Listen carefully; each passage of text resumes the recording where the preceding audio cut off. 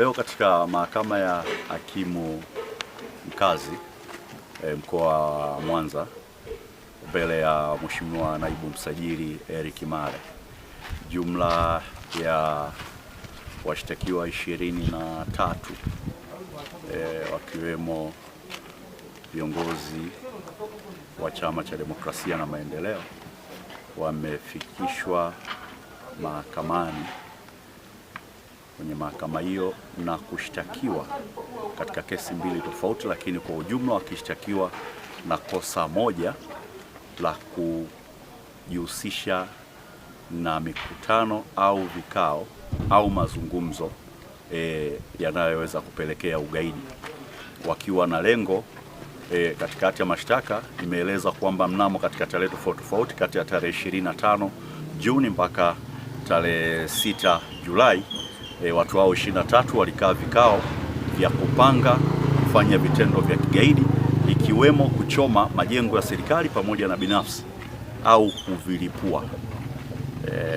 Mashtaka hao hawakuweza kudhaminiwa kutokana na mashtaka hayo kuwa yanasikilizwa Mahakama Kuu na mahakama hii haina mamlaka, hivyo wamerudishwa rumande mpaka tarehe 6 mwezi wa 8. Kesi itakuja kutajwa kwa ajili ya tarehe 6 ili kuangalia hatua za upelelezi zilikofikia, lakini tumeomba wenzetu, kwa sababu watu hao wameshikiliwa kwa takribani mwezi mmoja sasa mpaka wanapoletwa mahakamani, na leo ilikuwa tusikilize maombi ya kuwataka waletwe mahakamani, si aidha wadhaminiwe au taratibu nyingine ziweze kuchukuliwa ikiwemo kuwaachia huru. Kabla ya usikilizaji wa maombi hayo ndicho kilichotokea. Kwa hiyo maombi yale yamekosa nguvu, imebidi tuyaondoe mbele ya Mheshimiwa Jaji Kisanya. Wito wangu kwa serikali, hizi kesi ambazo wanazidi kuzitengeneza kuwaumiza wananchi ni kesi ambazo hazina maslahi yoyote na taifa letu. Tunalibatiza taifa kwa sura mbaya kabisa. Unapoanza kusema ugaidi, maana yake mtu ambaye yuko Marekani, yuko Ulaya na yuko Asia anaamini pengine Tanzania sio mahala salama. Kwa hiyo wanaweza wakadhani wanafanya mambo ambayo ni ya kawaida kukomoa Chadema na wanachama wa Chadema na wafuasi wa Tanzania, lakini kimsingi hawaikomoi Chadema, wanalikomoa taifa. La pili, tuna shida kidogo na jeshi la polisi.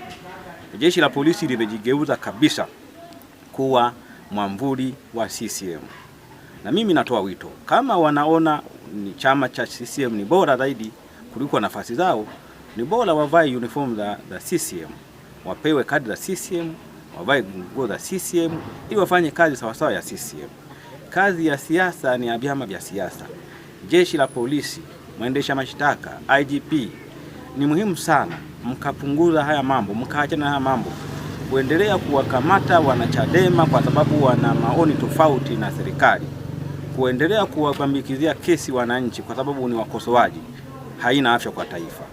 Hii kesi, nasema tena, ni kesi ambayo haina maslahi na taifa letu. Lakini la pili, hata waliokamatwa hawa watu 23, mara ya kwanza waliandikiwa kosa la uchochezi, mara ya pili likabadilishwa tena, baadaye wamekuja leo wamekutana na kosa jingine kabisa tofauti na lile ambalo walikuwa wameandikiwa. Wakati wanachukua maelezo ilikuwa limeandikwa. Kwa hiyo ni wazi kwamba haya ni makosa ambayo ni ya kutengenezwa.